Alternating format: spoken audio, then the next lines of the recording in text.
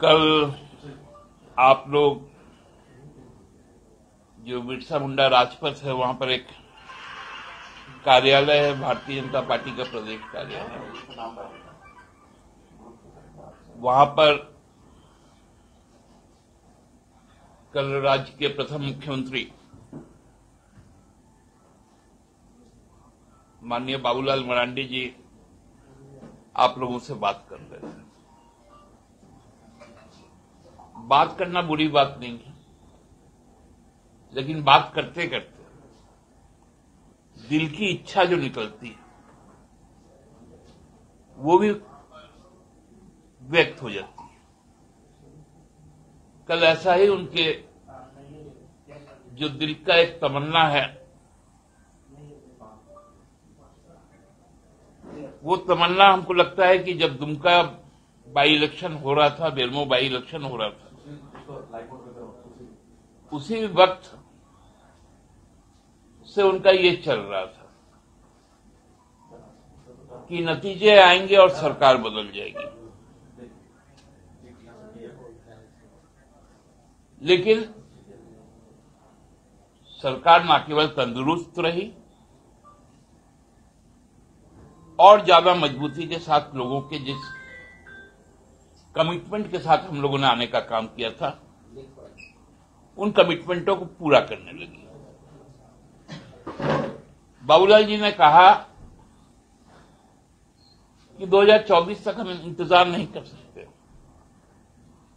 उसके पहले हमें उखाड़ फेंकना है। तो आप ही लोग में से कुछ लोगों ने पूछा कि कैसे उखड़ेगा सरकार। वो बोले है उखड़ जाएगा और हम सरकार बना लेंगे। अब ये अरिथमेटिक हम लोगों को समझ में नहीं आया कि 25 भारतीय जनता पार्टी के हैं। एक किसी तरह बांग्ला में कहावत है, सिंह भेंगे बाछुरे तोले, मतलब सिंह को तोड़कर बछड़े के पाले में घुस जाना। बाबूलाल जी उस तरह से घुस गए भारतीय जनता पार्टी में।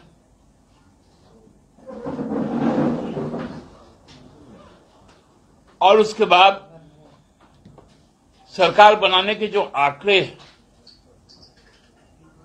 वो उसी में फुस हो जाता है। तो सरकार कैसे बनेगी? सरकार एक ही तरह से बन सकती है, जो बाबूलाल जी के दिल की बात है, वो है कि केंद्रीय एजेंसियों से डरा धमकाकर ईडी, आईटी का, सीबीआई का उपयोग कर, जिस प्रकार महाराष्ट्र में पहले ईडी के केस किए जाते हैं, उन्हें सम्मन भेजा जाता है और उसके बाद लोग आसाम चल जाते हैं, गुजरात के रास्ते, और वहां पर सरकार बन जाती है। यही फॉर्मूला बाबूलाल जी जो कह नहीं पाए, लेकिन उनकी दिल की बात निकल ही गई थी और वो चरितार्थ हो रहा है, अब दिख रहा है।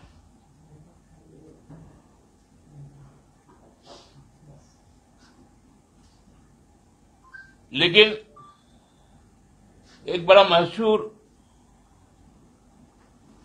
निकाह में एक गजल था, दिल के अरमा आंसुओं में रह गए, आंसुओं में बह गए। तो बाबूलाल जी भी हमको लगता है अंतिम में यही गजल गाएंगे 2024 के दिसंबर के बाद, जब पुनः थंपिंग मेजोरिटी के साथ, लैंडस्लाइड विक्ट्री के साथ हेमंत सोरेन जी फिर से सरकार बनाएंगे और शायद वो राजधनवार भी नहीं बचा पाएंगे, तब उन पर यह गजल फिट बैठेगा।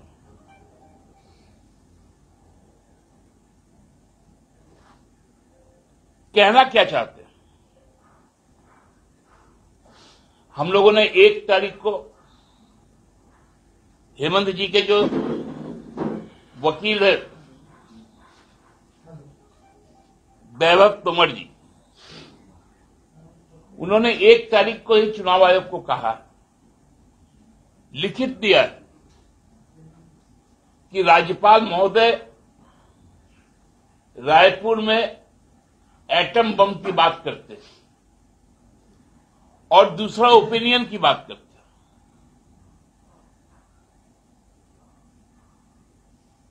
इसमें सच्चाई क्या है? क्योंकि नैसर्गिक न्याय के तहत यह जरूरी है कि जो पहला ओपिनियन है वो तो हम लोगों को मिलना चाहिए,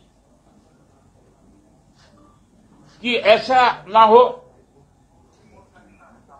कि कोई भी अनकॉन्स्टिट्यूशनल आप कदम उठा ले।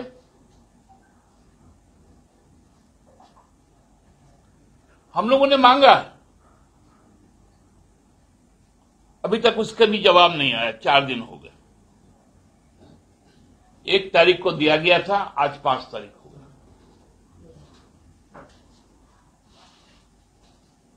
लोग केवल और केवल एक नया रोज का रोज ड्रामा, क्योंकि लगातार सरकार आपके गांव टोले तक जा रही है, लोगों से सीधा संवाद कर रही है, उनसे पूछकर उनके लिए योजनाएं बनाई जा रही है। ये भारतीय जनता पार्टी को अच्छा नहीं लगने लगा।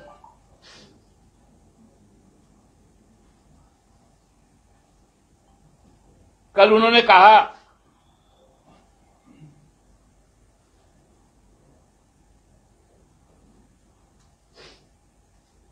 कि आपको जांच से डर क्यों है? हम कह रहे हैं हमको जांच से कहां डर है, लेकिन एक प्रक्रिया तो होती है। हेमंत सोरेन जी इस राज्य के मुख्यमंत्री, उनके कार्यक्रम तय है।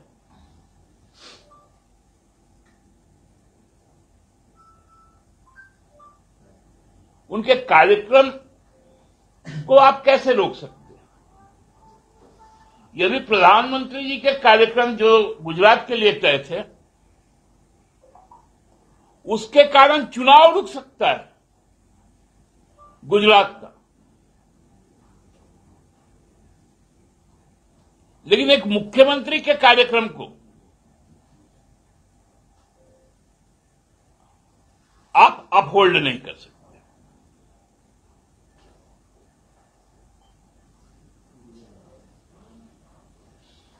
सीधा सीधी तौर पर इस राज्य में किसी तरह सरकार बन जाए, भले उसके लिए संविधान को तोड़ मोड़ के भी रखा जाए, किसी भी तरह की जांच एजेंसियों को भी लगाया जाए, लेकिन सरकार बन जाए, ये उनकी मंशा कल उनके बातों से स्पष्ट हो गई। लेकिन उतना आसान नहीं होता है। लोकतंत्र में लज्जा तो आपने त्याग ही दिया, लेकिन आंकड़े कहां से त्यागोगे? और सरकार का बहुमत विधानसभा के अंदर तय होता है। कल निरुत्तरित हो गए थे जब आप लोगों ने बाबूलाल जी से कहा कि 1932 पर आपकी क्या बात है। घबरा से गए। ये सवाल क्यों आ गया? इसी सवाल पर तो भारतीय जनता पार्टी के जो मूलवासी आदिवासी लोग हैं, जो झारखंडी पहचान और अस्मिता के साथ जुड़े हैं, वो लोग भी हमारे साथ खड़े। और बाबूलाल जी डर रहे।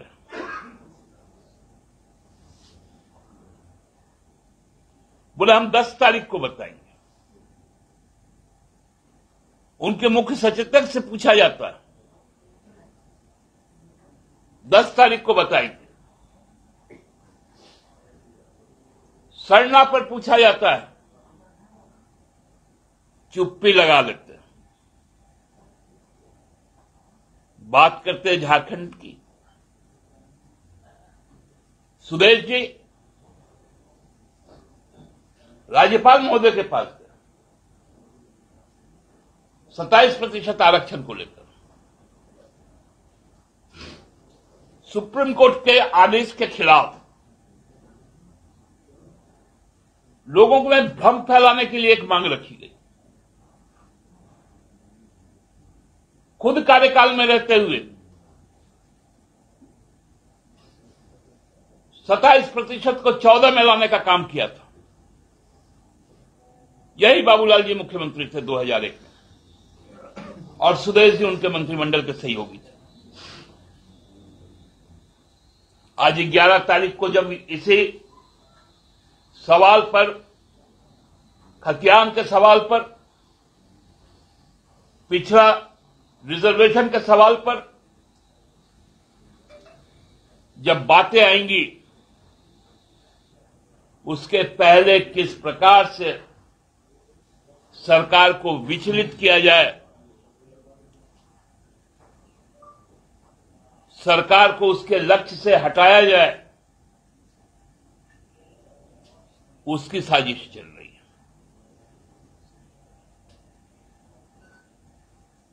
यह बहुत गंदा खेल है,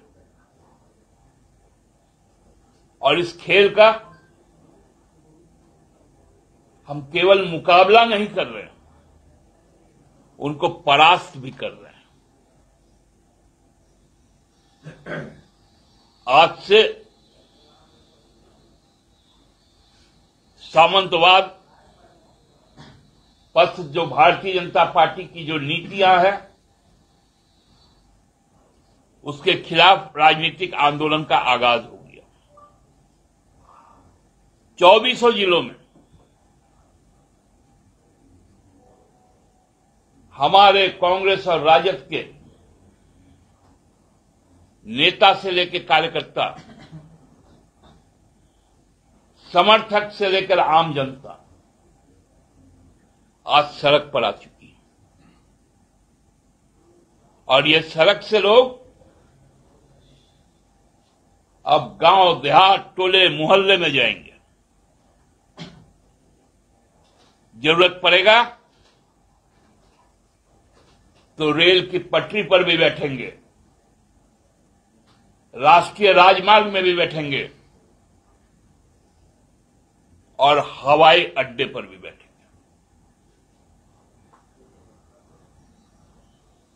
ऐसे किसी को हम परमिट नहीं करेंगे